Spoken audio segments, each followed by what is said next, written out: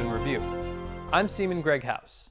In tonight's newscast, we're going to recap the top stories from January as we highlight the accomplishments of sailors and commands operating here in Fleet Activity Sasebo. Our top story tonight: a Command Master Chief is the most senior enlisted sailor at a command and is the primary liaison between the officers and enlisted sailors.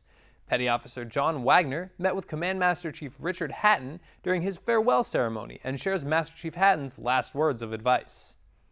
Takes pleasure in presenting meritorious service. Sailors and civilians at Fleet Activity Sasebo are saying goodbye to Command Master Chief Richard Hatton. Most say that they will miss him for many reasons. Attack the issues before they became problems. He's by the book, very professional. Caring, because he takes care of his people. How he looks out for the security department. Master Chief had these parting words for the sailors. Final message I would kind of like to lead to our sailors here in CFAS is the Navy is full of opportunities. On some occasions, we don't rise up to those opportunities. You have to take a very proactive role in the management of your career, and I would challenge everyone to get involved and to take an active part in the command. Master Chief Hatton leaves CFAS with the legacy of strong leadership and a strong Chief Petty Officers Association. Petty Officer John Wagner, Sasebo, Japan. No one's done it better. Master Chief Hatton has served as Command Master Chief at 3 other commands and will be missed here at CFAS. Mine countermeasure ships are some of the smaller ships in the U.S. Navy that play a big part in enabling safe passage through the world's sea lanes. This would not be possible without certain equipment and the sailors that operate it. Petty Officer John Wagner met with one ship that received the newest mine countermeasures equipment and has the story. USS Guardian receives new mission-critical gear. The SKQ-32 sonar is a mine hunting sonar. We're upgrading the sonar to high-frequency wideband, and what it does is it gives the capability for detection of stealth threat mine types. With the new sonar, the crew will be better able to go out and do their job, mine hunting. With the new sonar equipment, a clearer image of what lies on the bottom of the ocean is possible. As an operator with clear image, clear picture quality, it's going to improve our search capabilities quite a bit, make our lives a lot easier, make it easier to operate. The new sonar gear will allow USS Guardian and its crew to be ready for tasking. Petty Officer John Wagner, Sasebo, Japan. USS Guardian is the first ship in the U.S. 7th Fleet to receive the high-frequency wideband detection sonar. Dizome Shiki, the Firemen's Parade, also known as the New Year's Parade of Fire Brigades, is an annual event which involves the showcasing of acrobatic expertise of the firefighters atop a tall ladder. Seaman Andrew Frisbee went to the parade with Fleet Activity Sasebo's fire department as they took part in the festivities. Firefighters from Fleet Activities Sasebo, including several trucks, participated in Dizome Shiki, a celebration of the beginning of the year for firefighters around Sasebo. I think the most important thing was showing the community that the firefighters are ready and able to protect them. The festivities included a parade and a spraying of the hoses from the fire teams. We're showing the community our capabilities by the fire trucks, the personnel that they have working in fire protection throughout the city. The Dizome festivities gave the people of Sasebo a chance to see the base and city fire departments working together. Seaman Andrew Frisbee, Sasebo, Japan. The Dizome festivities are held in honor of Tokyo nearly burning to the ground in 1657. When a ship in the U.S. 7th Fleet area of responsibility needs ordnance, the sailors and civilians at Naval Munitions Command Far East Asia spring into action, making sure safety is key during what some would say is a dangerous job. Petty Officer John Wagner went aboard USNS Perry to see how these sailors are making safety their primary mission. Naval Munitions Command came into existence in 2006 and has been dedicated to the mission of loading ordnance on ships since that time. But one of the main concerns for the command has always been safety. As a safety observer, we're pretty much watching for everything. Whoever's operating the equipment, making sure they're doing it in a safe manner, not going too fast, not having too much of a load on forklifts or cranes, and just, keeping an eye out for anything we see unsafe. While most of the actual handling of the ordnance is done by the Japanese master labor contract employees, the sailors at Naval Munitions Command Far East Division Detachment Sasebo play a very important role in the safe handling of the ordnance. Petty Officer John Wagner, Sasebo, Japan.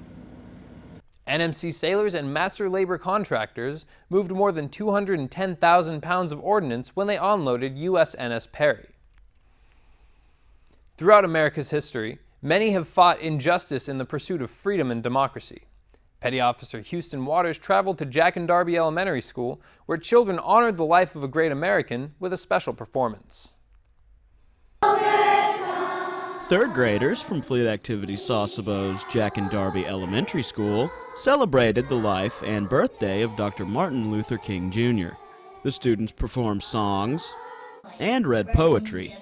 The performance was a tribute to Dr. King's legacy. He helped the African Americans, and he had a I Have a Dream speech, and it was the Stop Segregation and for Freedom. It was good to actually perform a Martin Luther King play in front of all the other classes. The students helped to remind us that Martin Luther King Jr. Day is about much more than just a day off of work. It's about honor and sacrifice. Petty Officer Houston Waters, Sasebo, Japan. The Martin Luther King tribute featured poems written by Langston Hughes and music by Charles Albert Tindley. He has the ability to read your mind and lift objects in midair without touching them. And with this gift, he gives back to the military community through live performances. Petty Officer Eric Moore met with Craig Cargis, the man who leaves his audience amazed. Thanks so much. How you doing?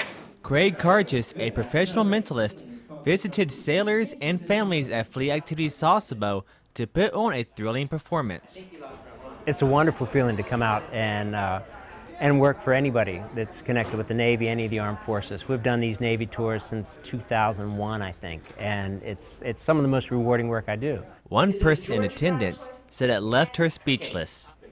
It's entertaining. It made me want to know how he did it, and made me go out and buy his book. Close your eyes, use your imagination, and just pretend. This mind-blowing experience left families' imaginations running wild.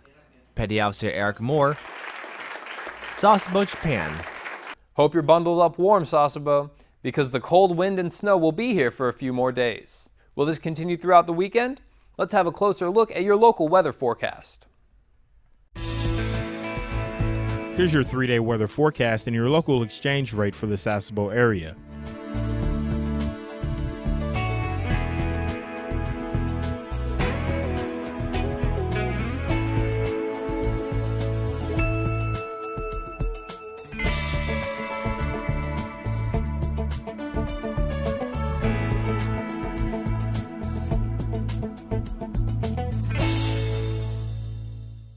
A life-threatening situation can happen to anyone, anywhere. I had the privilege to hear the story about a few heroic sailors that took action when somebody needed their help. God alone, say good morning. 3 sailors from Explosive Ordnance Disposal Mobile Unit 5 took a moment to take pictures while climbing Mount Fuji and noticed something wasn't right. I didn't realize it was a person. I just thought maybe it was rocks or snow or something, but once I realized it was a person, I was just kind of in shock. A Japanese citizen had fallen and was sliding down from the summit of Mount Fuji, and it was up to these sailors to save the man. We realized he was in shock. He probably had broken legs at least at a minimum. He wasn't really all there. He just wasn't doing very well. The man suffered leg fractures and frostbite, but thanks to the quick action and training of the sailors, survived his ordeal. Seaman Greg House, Sasebo, Japan. On the mountain, the sailors struggled with frostbite and hypothermia, but made it down safely. And that does it for this edition of Month in Review. Tune in next Thursday at the same time for a new edition of AFN Sasebo's monthly travel program, Kyushu Explorer. If you'd like to see more of our stories, you can follow us on YouTube at AFN Sasebo Japan, or like us on Facebook and have the news delivered to you. I'm Seaman Greg House, and from all of us here at AFN, thank you for watching and have a great evening.